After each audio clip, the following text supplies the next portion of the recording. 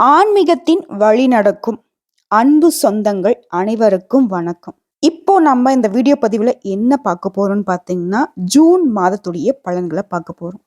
என்ன மேடம், இன்னும் பார்த்தீங்கன்னாக்கா மாதம் பிறக்கிறதுக்கு இன்னும் 3 நாள் இருக்கு.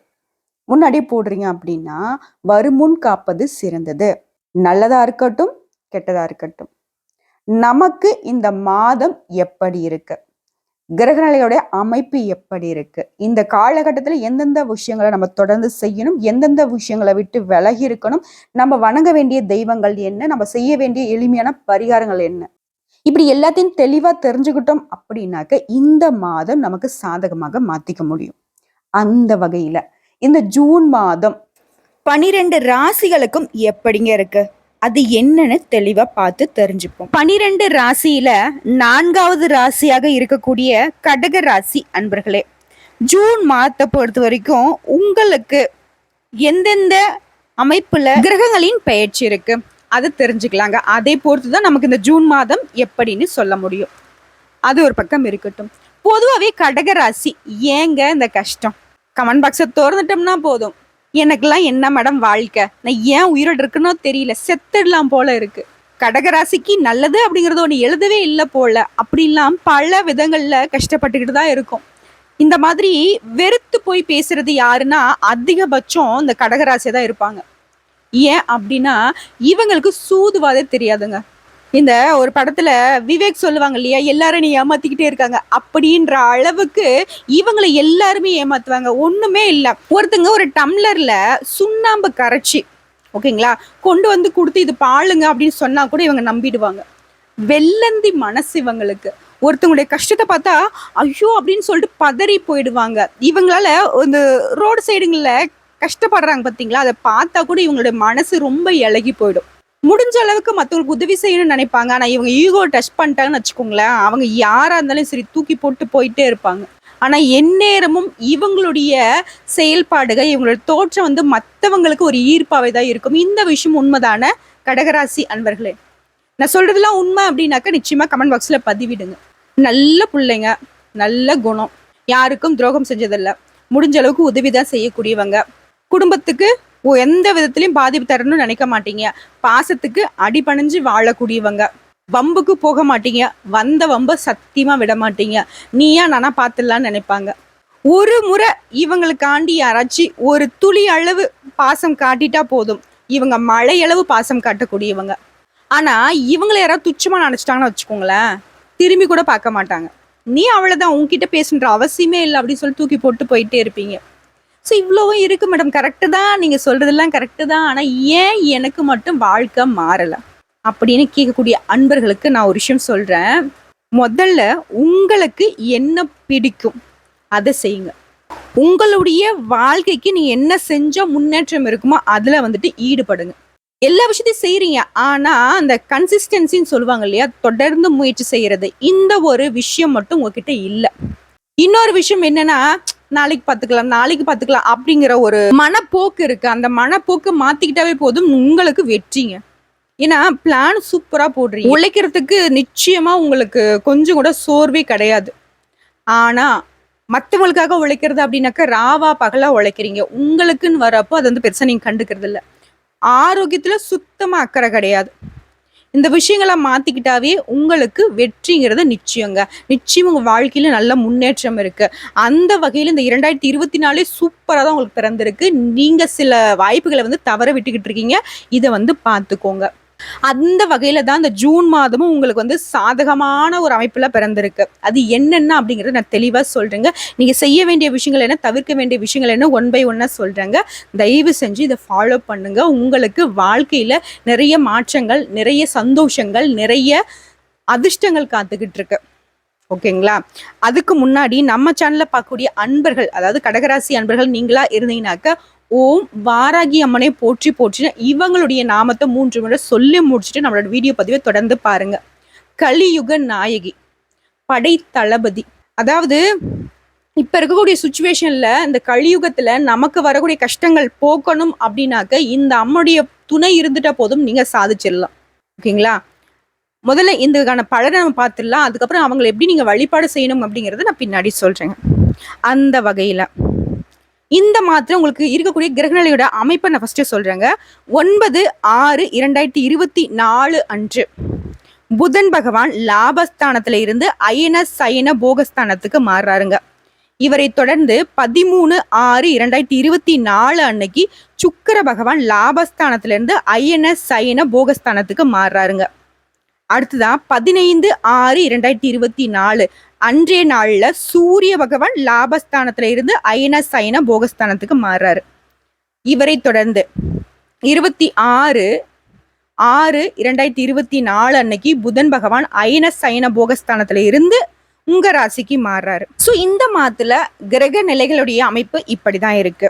அதாவது உங்களுடைய கிரக நிலையை பொறுத்த வரைக்கும் தைரிய வீரிய ஸ்தானத்துல கேது, அஷ்டமஸ்தானத்துல சனி, பாக்கியஸ்தானத்துல சந்திரன் மற்றும் ராகு பகவான், அடுத்த தொழில் ஸ்தானத்துல செவ்வாய் பகவான், லாபஸ்தானத்துல புதன், சுக்கிரன், சூரியன், குரு, இவங்க 4 பேருடைய கூட்டணியில இந்த மாதத்துடைய பலன்கள் இருக்குங்க. ஸோ இதன் காரணமா கடக ராசிக்கு சந்திர பகவானை ராசி அதிபதியாக கொண்டவங்க நீங்க. சில சமயங்கள்ல பிரகாசமா இருப்பீங்க, தாட்பூட் தஞ்சாவூர் நான் செஞ்சு முடிச்சிடுறேன் ஆஹா ஓஹோன்னுவீங்க. சில சமயங்கள்ல அப்படியே ஸ்வயின்னு இறங்கிடுவாங்க பார்த்தீங்களா, அந்த பிள்ளைங்க வந்துட்டு சறுக்கு மரம் ஏறி இறங்குவாங்க இல்லையா, அந்த மாதிரி உங்களுடைய அந்த ஸ்டாமினா, உங்களுடைய அந்த ஆர்வம் அப்படி எல்லாமே குறைஞ்சு போயிடும். ஸோ இதுக்கு எல்லாத்துக்கும் சரி செய்யக்கூடிய விதத்துல நீங்க என்ன செஞ்சிட்டீங்க அப்படின்னாக்க உங்க வாழ்க்கையில தொடர்ந்து ஏறுமுகமா இருக்கும் அப்படிங்கிறதையும் நான் சொல்ல போறேன். நான் முன்னாடியே சொன்ன மாதிரிதான் கடகராசியை பொறுத்த வரைக்கும் எந்த காரியத்தையும் சரி சரியா தவறா அப்படின்னு பல தடவை மனசுக்குள்ளேயே கேள்வி எழுப்பி உங்களை நீங்களே கேள்வி கேட்டுப்பீங்க, அப்புறம் தான் அந்த ஒரு முடிவை எடுப்பீங்க. இப்படிப்பட்ட உங்களுக்கு இந்த மாதம் எல்லா வகைகளிலும் நல்ல பலன்களை தரக்கூடிய மாதமா பிறந்திருக்கு. மேலும் இந்த மாதத்தை பொறுத்த வரைக்கும் மற்றவங்களுக்கு உதவி செய்யறதுக்கு உங்களுக்கு ஆர்வம் அதிகரிக்குங்க. உங்களுடைய வீழ்ச்சி எங்க ஸ்டார்ட் ஆகுது தெரியுங்களா? உங்களுக்கு உதவி செய்ய ஒரு ஆள் இருக்க மாட்டாங்க, ஆனா மற்றவங்களுக்கு உதவி செய்யறதுக்கு உங்களை மாதிரி ஒருத்தர் இருந்துட்டா போதும், ஊரே நல்லா இருக்கும், உலகமே நல்லா இருக்கும். எல்லாரும் கடகராசியா இருந்துட்டாக்க நல்லா இருக்கும்ல அப்படின்னு கூட நானே சொல்லுவேன். ஏன்னா அந்த அளவுக்கு தியாக உள்ளம் கொண்டவங்க. அந்த வகையில தான் இந்த மாதம் மற்றவங்களுக்கு உதவி செய்யறதுக்கு உங்களுக்கு ஆர்வம் அதிகரிக்குங்க. அடுத்ததா வழக்குகள் சார்ந்த விஷயங்கள்ல சற்று கூடுதல் கவனம் தேவை.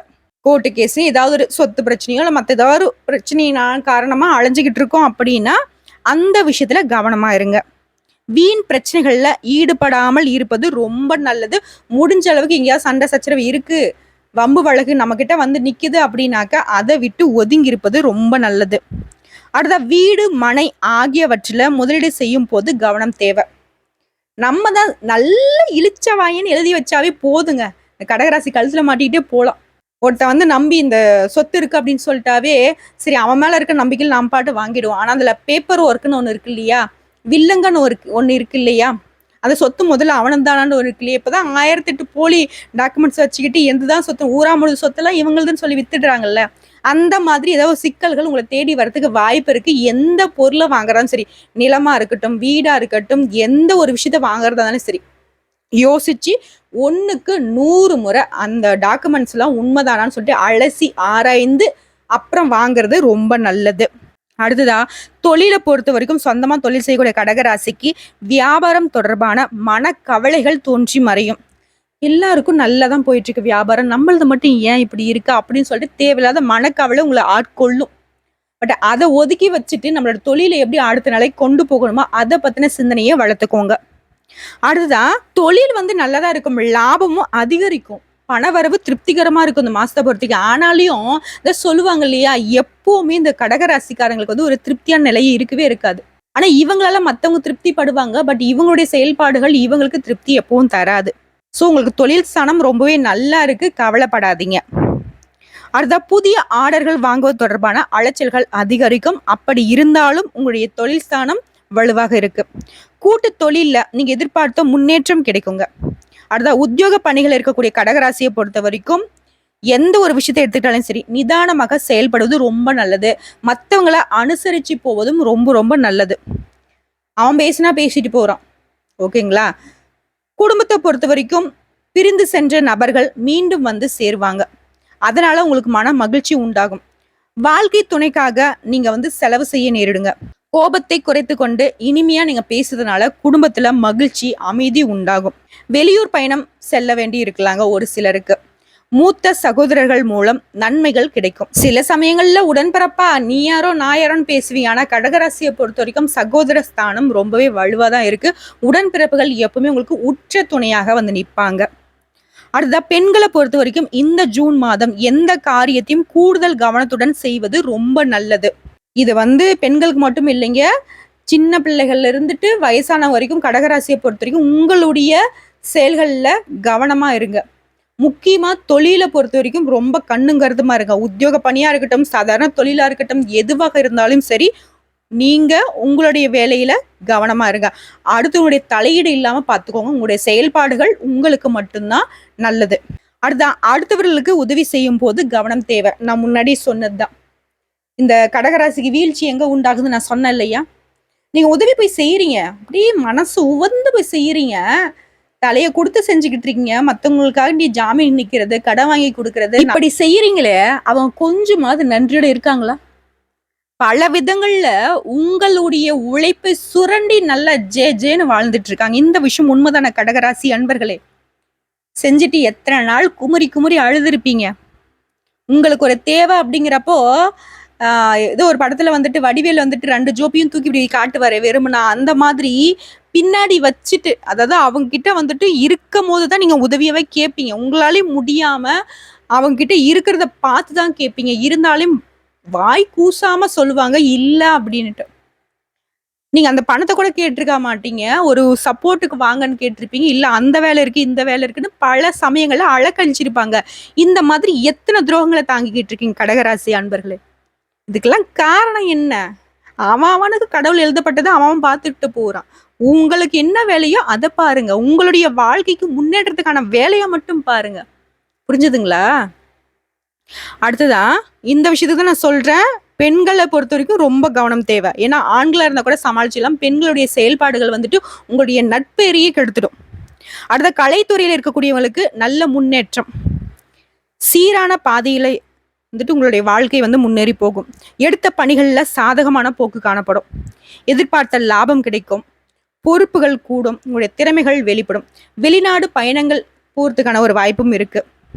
அடுத்த அரசியல் துறையில இருக்கக்கூடியவங்களுக்கு உங்களை பிரிந்து சென்றவர்கள் மீண்டும் வந்து உங்ககிட்ட சேருவாங்க. தலைவா நீ தான் எல்லாமே அப்படின்ற மாதிரியும் வருவாங்க. மேலிடத்திலையும் உங்களுக்கு நெருக்கம் அதிகரிக்கும். மேலிடத்துடைய விருப்பத்தை நிறைவேற்றுவதில் ஆர்வம் காட்டுவீங்க. ஒப்பந்தங்கள் நல்ல முறையில உங்களுக்கு பணவரவை கொடுக்கும். மரியாதையும் அந்தஸ்தும் கூடுங்க. அடுத்த மாணவர்களை பொறுத்த வரைக்கும் உங்களுடைய பாடங்கள்ல மிகவும் நிதானமாக படித்து மனதில் பதிவு வைப்பது ரொம்ப நல்லது. அடுத்தவங்க கிட்ட பழகிறப்பவும் ரொம்ப கவனமா பழகுங்க. அவங்க நல்லவங்களா கெட்டவங்களா அப்படின்ற ஒரு அறிமுகத்தோடு தான் உங்களுடைய பழக்க வழக்கம் இருக்கட்டும். இது மாணவர்களுக்கு மட்டும் இல்லை, அனைத்து நல்லவங்களுக்கும் நான் சொல்லிக்கிட்டு இருக்கேன். அடுத்தா இது வரைக்கும் வந்து பார்த்தீங்கன்னாக்கா நம்ம பொது பழங்களை பார்த்துருக்கோம். இப்போ வந்து பார்த்தீங்கன்னாக்கா நட்சத்திர பழங்களை பார்த்துடலாம். கடகராசியை பொறுத்திருக்கும் புனர்பூசம் 4ஆம் பாதம், பூசம் நட்சத்திரம், ஆயில்யம் நட்சத்திரம், இவங்கெல்லாம் சேர்ந்து தான் நம்மளுடைய கடகராசி. அந்த வகையில புனர்பூசம் நட்சத்திரத்திற்கு பதட்ட குணத்தை கைவிடுவது உங்களுடைய முன்னேற்றத்திற்கு உதவும். மாதிரி படப்படான்னு யோசிக்கிறீங்க பத்தியா, அதுல கொஞ்சம் நிதானத்தை கடைபிடிச்சீங்கன்னா போதும், வெற்றி உங்களுக்கு தான். காரிய தாமதம் உண்டாகும், அதையும் சரி செய்யணும். ஏதாவது ஒரு வகையில மனக்குழப்பம் ஏற்பட்டு நீங்கும். சாதாரணமாக பேச போக அது சண்டையாகவும் மாறலாம். கவனம் தேவை உங்களுடைய பேச்சுக்கள்ல. அடுத்த பூசம் நட்சத்திரத்தை பொறுத்த வரைக்கும் வேலை தவறி உணவு உண்ண வேண்டி இருக்கும். அதையும் கொஞ்சம் சரி பார்த்துக்கோங்க. அடுத்த பொருட்களை கவனமா பார்த்து கொள்வது ரொம்ப நல்லது. நம்மளோட உடைமைகள் எதுவா இருக்கட்டும், போனு, வண்டி, பர்ஸு, நகை, நட்டு, இந்த மாதிரி எந்த விஷயமா இருக்கட்டும், நம்மளுடைய உடைமைகள்ல கவனம் தேவை. தொழிலை பொறுத்த வரைக்கும் வியாபாரம் தொடர்பாக அலைச்சல்கள் ஏற்படுறதுக்கு வாய்ப்பு இருக்கு. அதையும் கொஞ்சம் பார்த்துக்கோங்க. வாடிக்கையாளர்களுக்கு சரக்குகளை அனுப்பும் போது பாதுகாப்பாக அனுப்புவது ரொம்ப நல்லது. நம்ம நல்ல முறையில் பேக் பண்ணி தான் அனுப்புவோம், பட் அது போய் சேர்றது நல்ல இதானு கொஞ்சம் செக் பண்ணிக்கோங்க. நம்ம பொறுப்பை அனுப்பிச்சிட்டோம் அப்படின்னு சொல்லி விட்டோம் அப்படின்னாக்கா, ஒன்ஸ் வந்து கஸ்டமர் கிட்ட பாதிக்கப்பட்டு போயிருக்கு அப்படின்னாவே அவங்க வந்து என்ன பண்ணுவாங்க அப்படின்னாக்கா, நம்ம மேல வச்சிருக்க நம்பிக்கை வந்து உடஞ்சிருச்சுன்னு தான் அர்த்தம். ஸோ அவங்க கையில போய் சேர்ற வரைக்கும் நம்மளுடைய பொறுப்பு தான். அதுல கொஞ்சம் கண்ணும் கருத்துமா இருங்க. அடுத்துதான் ஆயில்யம் நட்சத்திரக்காரர்களை பொறுத்த வரைக்கும் வேலை பளு காரணமா நீங்க கொஞ்சம் அலைய வேண்டி இருக்கும். அடுத்த குடும்பத்துல இருக்கக்கூடியவங்களை அனுசரிச்சு செல்வது ரொம்ப நல்லது. குடும்பத்துல கணவன் மனைவிக்கிடையே மன வருத்தம் ஏற்படலாம், விட்டு கொடுத்து நடந்துக்கோங்க. அடுத்துதான் பிள்ளைகளிடம் பேசுறப்போ ரொம்ப அன்பா பேசுங்க. கோபத்தை வந்து கைவிட்டுடுங்க. ஏன்னா கடகராசி வந்து வசியப்படுற இடமே வந்து பார்த்தீங்கன்னா கோபம் தான்.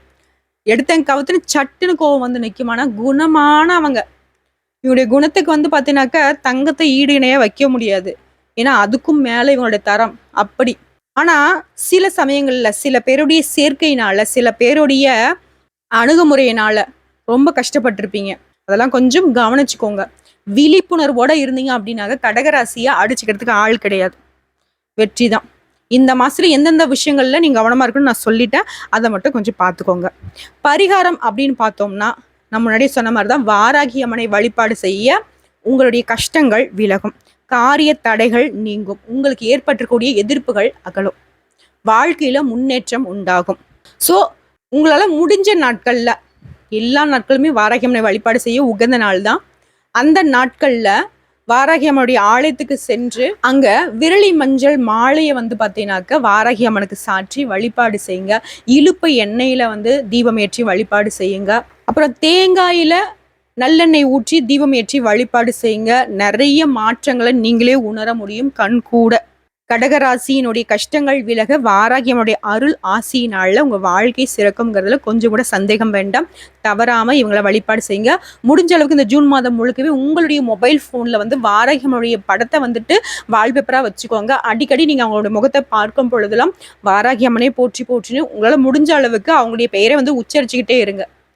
உங்களுடைய கஷ்டங்களுக்கு வந்துட்டு அவங்க போர் தளபதியா இருப்பாங்க. உங்களை வந்து வெற்றி பெற வைக்கிறதுக்கு அவங்க பொறுப்பேற்றுப்பாங்க. உங்களை நோக்கி ஏதாவது கெட்ட விஷயங்கள் வருது, கெட்ட ஆட்கள் வராங்க, இல்ல தீய சக்தியில தான் உங்களை அன்ற மாதிரி இருக்கு, இந்த மாதிரி எல்லா விதங்கள்லயும் அதாவது நெகட்டிவ் அப்படிங்கிற ஒரு விஷயம் உங்களை அண்டாம பாத்துக்கிறதுக்கு இவங்க பொறுப்பு.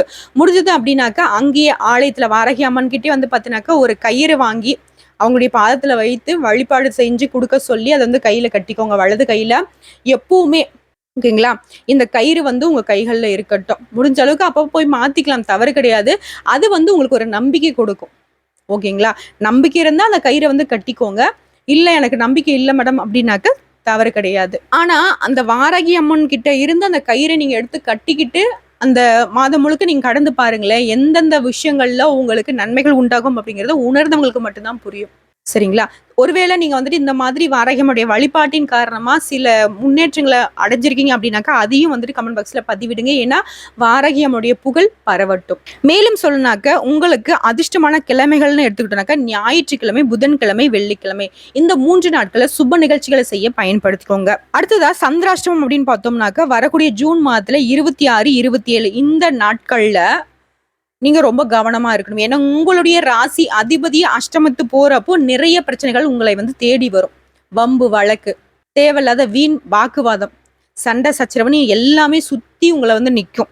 ஸோ அந்த நாட்கள்ல ரொம்ப கவனமா இருங்க. அடுத்த அதிர்ஷ்டமான நாட்கள் எடுத்துட்டாக்கா வரக்கூடிய ஜூன் மாதத்துல 20, 21 இந்த நாட்கள்ல உங்களுக்கு வந்து சாதகமான நிறைய விஷயங்களை செய்ய பயன்படுத்திக்கோங்க. சரிங்க, இந்த வீடியோ பத்தி உங்களுக்கு பிடிச்சினாக்கா வீடியோ லைக் பண்ணுங்க, நம்ம சேனலை சப்ஸ்கிரைப் பண்ணுங்க. மேலும் பிடிச்சினாக்கா உங்கள் ஃப்ரெண்ட்ஸ் அண்ட் ஃபேமிலிக்கு ஷேர் பண்ணுங்கள். நல்லதே நடக்கும், நல்லது மட்டுமே நடக்கும்னு சொல்லிட்டு இந்த ஜூன் மாதம் முழுக்கவே உங்களுக்கு ஒரு அற்புதமான மாதமாக அமையும்னு சொல்லிட்டு இந்த வீடியோ பதிவை இதோட முடிச்சுக்கிறேங்க. நன்றி, வணக்கம், வாழ்க வளமுடன். ஓம் ஸ்ரீ வாராகி அம்மனே போற்றி போற்றி.